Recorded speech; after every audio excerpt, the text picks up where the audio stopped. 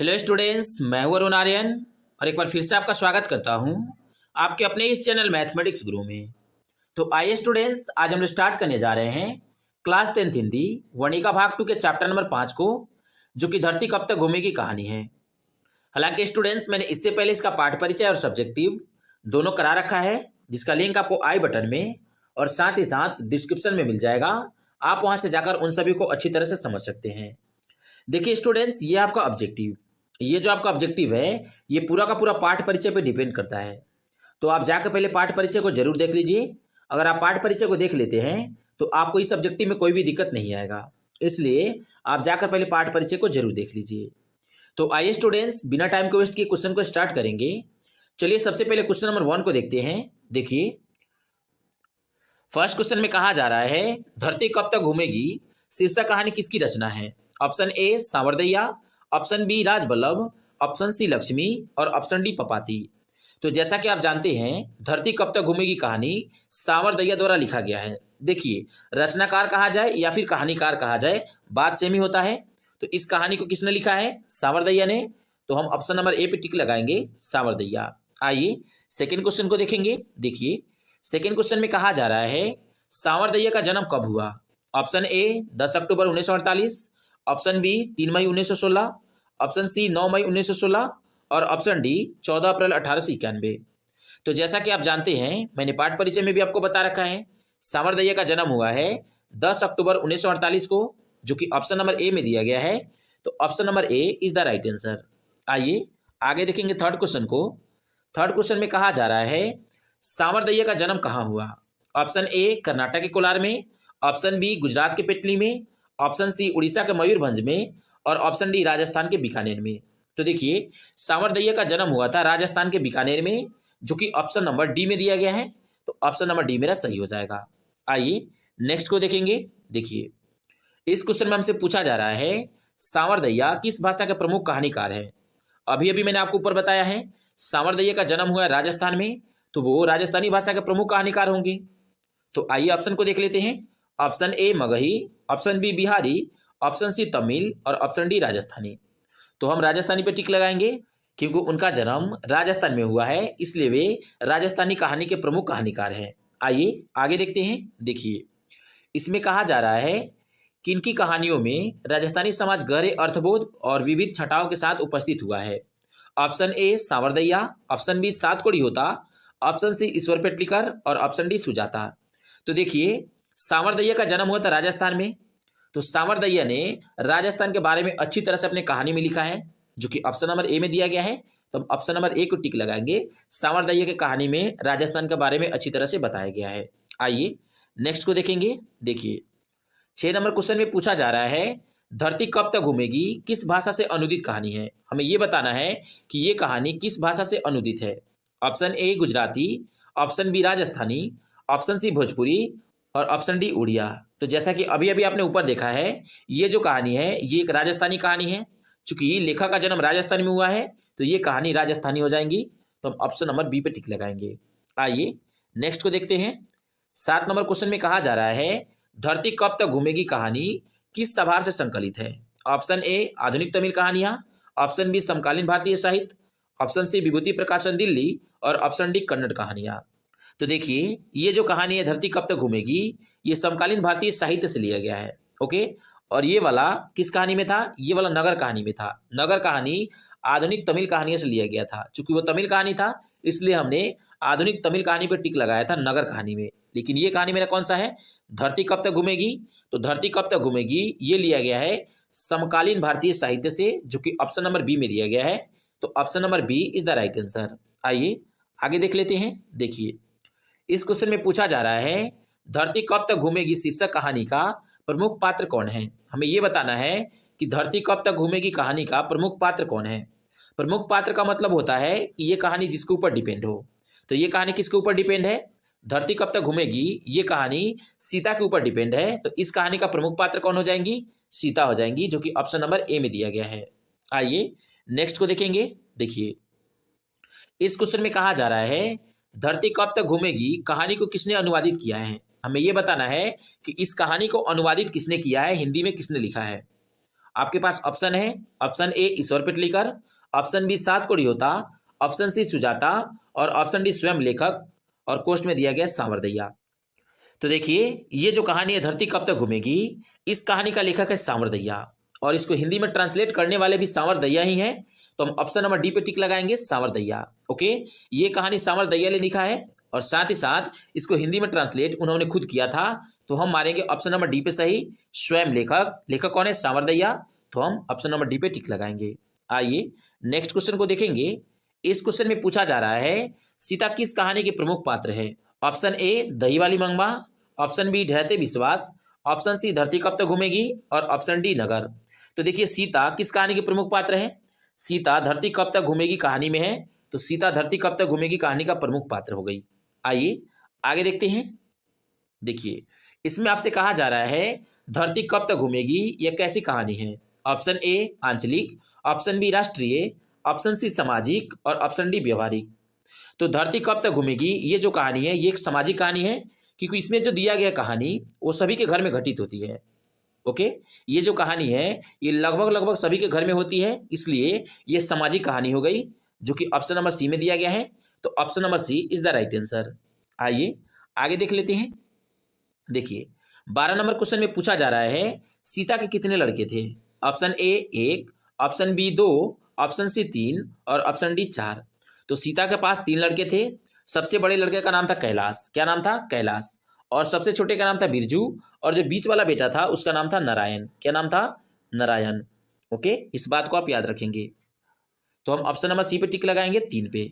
आइए आगे देख लेते हैं। देखिए इस क्वेश्चन में पूछा जा रहा है सीता के बड़े लड़के का नाम क्या था? Option A Kailash, option B Narayan, option C Bijju और ऑप्शन डी सभी। तो देखिए अभी अभी मैंने आपको ऊपर बताया है सीता के बड़े लड़के का नाम था कैलाश, जो कि ऑप्शन नंबर ए में दिया गया है। तो option number A is the right answer.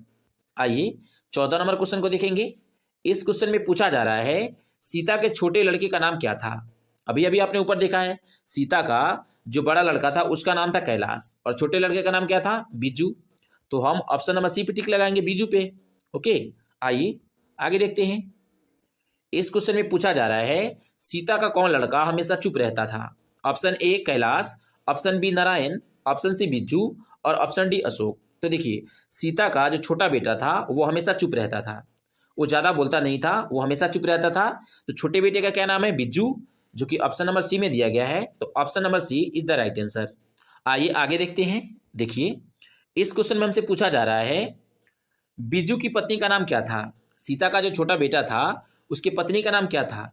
Option A Bhauri, option B Pushpa, option C Shanti और ऑप्शन डी चमेली।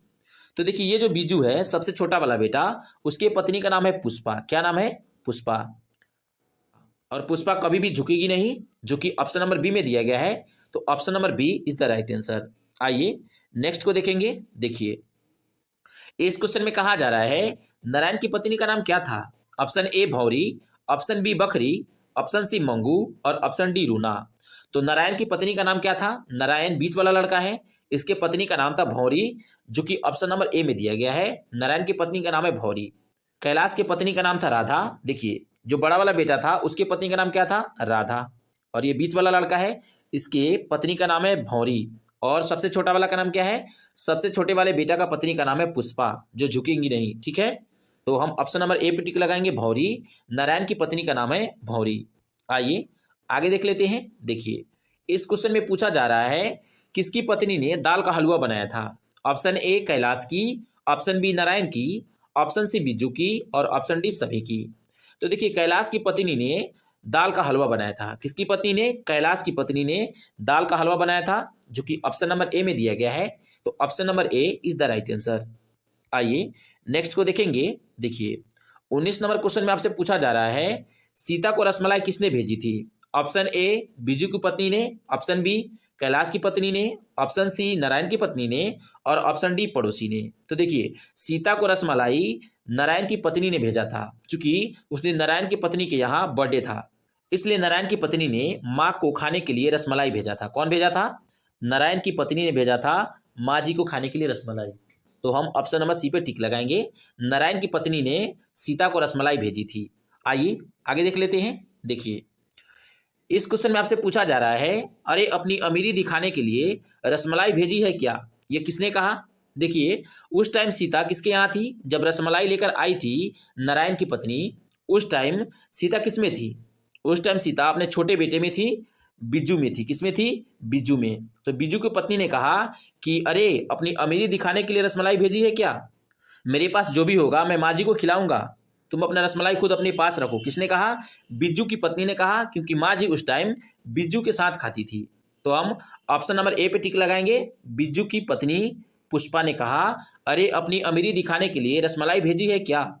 ये किसने कहा? तो बिज्जू की पत्नी ने। आइए आगे देख लेते हैं। देखिए, इस क्वेश्चन में कहा जा रहा है, सीता के बेटे ने सीता को कितना रुपया माहवारी खर्च देने का निर्णय लिया? ऑप्शन ए 100 रुपया, ऑप्शन बी 50 रुपया, ऑप्शन सी 60 रुपया और ऑप्शन डी 70 रुपया।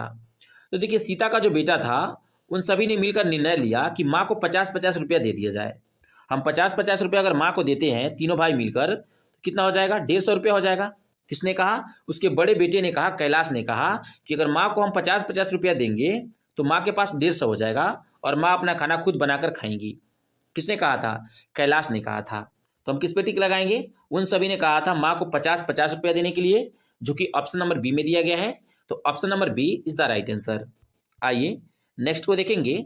इसमें कहा जा रहा है, यह बात अच्छी नहीं लगती कि माँ महीने भर इधर उधर लुढ़कती रहे। किसने कहा?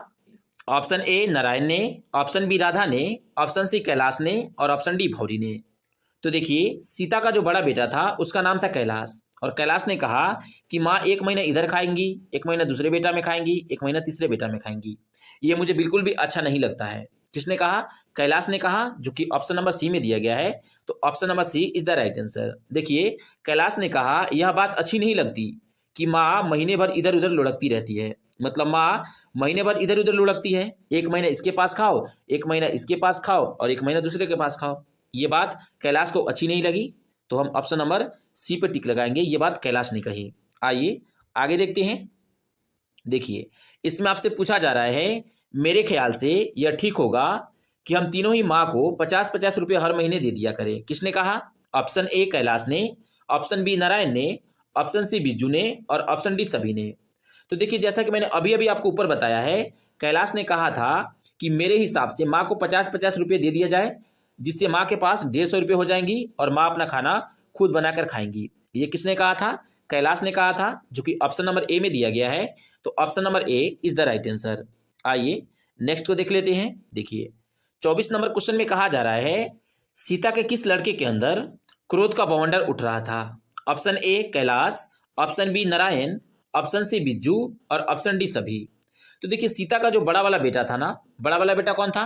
कैलाश था। तो कैलाश को बहुत ही ज्यादा गुस्सा आया। कैलाश ने कहा, क्या माँ को खिलाने का ठेका सिर्फ हमने ही ले रखा है? तुम दोनों भाई क्यों नहीं खिलाते हो? किसने कहा? कैलाश ने कहा, इस बड़े वाले बेटे ने कहा कि माँ को खिलाने का ठेका मैंने ही थोड़ी ना ले रखा है, नारायण भी खिलाएगा और बिजू भी खिलाएगा। इस बात को लेकर गुस्सा में आ गया कैलाश। कौन गुस्सा में आया? कैलाश आ गया। देखिए, उसका कहना था कि माँ को सभी भाई बारी बारी से खिलाए तो अच्छा होगा। तो ऑप्शन नंबर ए मेरा सही हो जाएगा। आइए नेक्स्ट को देखेंगे। देखिए, इस क्वेश्चन में पूछा जा रहा है, क्या सब कुछ बता देती है? ए आंखें, बी मुंह, सी दिल और डी हंसी। तो देखिए, इंसान का आंख सब कुछ बता देता है, जो कि ऑप्शन नंबर ए में दिया गया है। तो हम ऑप्शन नंबर ए को टिक लगाएंगे, आंखें। आगे देख लेते हैं फिर। देखिए, 26 नंबर क्वेश्चन में कहा जा रहा है, सीता रुहासी क्यों हो गई? ऑप्शन ए अपना काला ओढ़ना देखकर, ऑप्शन बी अपने बहू की कला से, ऑप्शन सी बेटों के दुत्कार से और ऑप्शन डी अपनी गरीबी पर। तो सीता अपनी काला ओढ़ना देखकर रुहासी हो गई। क्या देखकर रुहासी हो गई? काला ओढ़ना देखकर, जो कि ऑप्शन नंबर ए में दिया गया है। तो option number A is the right answer. आइए 27 नंबर क्वेश्चन को देखेंगे। इस क्वेश्चन में पूछा जा रहा है, सीता के हाथ में अब क्या नहीं था? ऑप्शन ए जीना, ऑप्शन बी भागना, ऑप्शन सी चलना और ऑप्शन डी मरना। तो देखिए, जीना तो सबके हाथ में होता है, चलना भी सबके हाथ में होता है। जीना, चलना और भागना ये सबके हाथ में होता है, लेकिन मरना किसी के भी हाथ में नहीं होता है। तो इस कहानी में कहा जा रहा है, सीता के हाथ में क्या नहीं था? तो सीता के हाथ में मरना नहीं था, जो कि ऑप्शन नंबर डी में दिया गया है। आइए आगे देखेंगे। 28 नंबर क्वेश्चन में पूछा जा रहा है, आज सीता के चारों ओर खुली डैश थी। ऑप्शन ए हवा, ऑप्शन बी पानी, ऑप्शन सी कीचड़ और ऑप्शन डी वन। तो देखिए जब सीता घर छोड़कर भागी तो उसके चारों तरफ खुली हवा थी। क्या थी? चारों तरफ खुली हवा थी, जो कि ऑप्शन नंबर ए में दिया गया है। तो ऑप्शन नंबर ए मेरा सही हो जाएगा। आइए 29 नंबर क्वेश्चन को देख लेते हैं। देखिए इसमें पूछा जा रहा है सवाल किस चीज का था। ऑप्शन ए रोजी का, ऑप्शन बी रोटी का, ऑप्शन सी खेती का और ऑप्शन डी बिनती का। तो सवाल था रोटी का। किसका? रोटी का सवाल था, क्योंकि सीता रोटी के लिए इतना कुछ कर रही थी, खाने के लिए इतना कुछ कर रही थी, जो कि ऑप्शन नंबर बी में दिया गया है। तो हम ऑप्शन नंबर बी को टिक लगाएंगे, सवाल रोटी का था। आइए 30 नंबर क्वेश्चन को देख लेते हैं। देखिए इसमें पूछा जा रहा है 3 बेटे 2 वक्त की रोटी 1 माँ। किस कहानी की पंक्ति है? देखिए 3 बेटा 2 वक्त की रोटी और 1 माँ किस कहानी में है? 3 बेटा और 1 माँ किस कहानी में है? धरती कब तक घूमेगी में है, जो कि ऑप्शन नंबर डी में दिया गया है। तो option number D is the right answer. आइए आगे देख लेते हैं। देखिए इस क्वेश्चन में पूछा जा रहा है नाहर सिंह जी वाले दिन खाते हुए सीता को क्या बिल्कुल फीकी लगी। ऑप्शन ए भात, ऑप्शन बी सब्जी, ऑप्शन सी लपसी और ऑप्शन डी रोटी। तो क्या फीका लगा था? लपसी, जो कि ऑप्शन नंबर सी में दिया गया है। तो option number C is the right answer. Nahar Singh ji वाले दिन सीता को लपसी खाते हुए बिल्कुल फीकी लग रही थी, जो कि ऑप्शन नंबर सी में दिया गया है लपसी। तो ऑप्शन नंबर सी मेरा सही हो जाएगा। आइए नेक्स्ट को देखते हैं। देखिए इसमें कहा जा रहा है किसे महसूस होने लगा कि आकाश अनंत नहीं है। ऑप्शन ए सीता को, ऑप्शन बी पुष्पा को, ऑप्शन सी नारायण को और ऑप्शन डी भौरी को। तो देखिए ये सीता को लगने लगा कि आकाश अनंत नहीं है। किसको लगा? सीता को लगा, जो कि ऑप्शन नंबर ए में दिया गया है। तो option number A is the right answer. जब सीता घर से भागी तब उन्हें पता चला कि आकाश अनंत नहीं है, जो कि ऑप्शन नंबर ए में दिया गया है। तो option number A is the right answer. चलिए नेक्स्ट को देखेंगे। इस क्वेश्चन में कहा जा रहा है भुनती हुई दाल देखकर सीता को लगा कि वह भी डैश जा रही है। इसमें क्या भराएगा? यहाँ पे हमें यहाँ पे कुछ भरना है। अब क्या भरना है आइए ऑप्शन में देखते हैं। ऑप्शन ए भुनी, ऑप्शन बी उबाली, ऑप्शन सी दोनों और ऑप्शन डी सभी गलत हैं। तो देखिए जब दाल भुना जा रहा था तो सीता को लग रहा था कि वो भी भुनी जा रही है, जो कि ऑप्शन नंबर ए में दिया गया है। तो हम खाली स्थान में भरेंगे भुनी। क्या? भुनी जा रही है। आइए 34 नंबर क्वेश्चन को देखते हैं। देखिए इस क्वेश्चन में पूछा जा रहा है भर आई आंखें पोंछ कर किसने आकाश की ओर देखा। ऑप्शन ए सीता ने, ऑप्शन बी पुष्पा ने, ऑप्शन सी भौरी ने और ऑप्शन डी राधा ने। तो देखिए सीता की आंखें भर आई थी, उसने आंखें पोंछी और आकाश की तरफ देखना स्टार्ट किया, जो कि ऑप्शन नंबर ए में दिया गया है सीता ने। तो हम सीता को टिक लगाएंगे, यही मेरा आंसर हो जाता है। आइए स्टूडेंट्स देखते हैं लास्ट क्वेश्चन को। इस क्वेश्चन में कहा जा रहा है अगले दिन सीता ने क्या किया। ए काम करने लगी, बी रोने लगी, सी घर छोड़ दी और डी बिजू के पास चली गई। तो देखिए जब सीता के तीनों पुत्रों ने कहा कि हम माँ को 50-50 रुपया हर महीना देंगे, तो माँ के पास 150 रुपया हो जाएगा, जिससे माँ आसानी से खाना बनाकर खा सकेंगी और हम लोग माँ को चाय भी पिला देंगे। किसने कहा? कैलाश ने कहा हम माँ को चाय तो पिलाते ही हैं, 50-50 रुपया अपने तरफ से दे देंगे तो माँ के पास 150 रुपया हो जाएगा और माँ इससे खाना बनाकर आसानी से खा पाएंगी। इस बात को सुनकर माँ को बहुत ही ज़्यादा बुरा लगा। माँ सोचने लगी कि मैं कौन सा इस घर में फोकट का खाती हूँ, इस घर में काम भी तो करती हूँ, कभी कभी टाइम मिलता है तो झाड़ू पोछा भी कर देती हूँ, कभी कभी टाइम मिलता है तो इनके बच्चों को भी पकड़ लेती हूँ, उनके बच्चों को खिलाती भी हूँ, तो कौन सा मैं इस घर में फोकट का खाती हूँ। ये सीता ने सोचा। सीता को लगा कि इस घर में काम करके भी मुझे आज़ादी नहीं है, अच्छा से खाना नहीं मिल रहा है। किसने सोचा? सीता ने सोचा कि इस घर में हम इतना काम करते हैं फिर भी हमें आज़ादी नहीं है, अच्छा खाना खाने को नहीं मिल रहा है। इसलिए सीता ने कहा कि भाई इस घर को छोड़ना ही बेटर होगा। और अगले दिन सीता घर को छोड़कर चली गई और वो बाहर कहीं चली गई। सोची कि जब घर में भी काम करना है और बाहर भी काम करना है तो हम क्यों ना जाके बाहर ही काम करने लगे, वहाँ तो मुझे कम से कम अच्छा खाना तो मिलेगा ना। यहाँ पे अच्छा काम भी करती हूँ तब भी खाना नहीं मिलता अच्छा। किसने सोचा? सीता ने सोचा। इसलिए सीता अगले दिन घर छोड़कर चली गई। तो ऑप्शन नंबर सी पे हम टिक लगाएंगे, घर छोड़ दी। तो इस प्रकार स्टूडेंट्स आपका सभी ऑब्जेक्टिव समाप्त होता है। मुझे उम्मीद है स्टूडेंट्स कि आप इन सभी ऑब्जेक्टिव को समझ गए होंगे। अगर फिर भी आपको कहीं डाउट है तो आप कमेंट बॉक्स में बता सकते हैं। तो चलिए स्टूडेंट्स अब हम आगे बढ़ते हैं। आगे बढ़ने से पहले स्टूडेंट्स अगर अभी तक आपने हमारे इस चैनल को सब्सक्राइब नहीं किया है तो कृपया आप हमारे इस चैनल मैथमेटिक्स गुरु को लाइक शेयर और सब्सक्राइब जरूर कर ले। Thank you students, thanks for watching this video. Keep loving, keep supporting.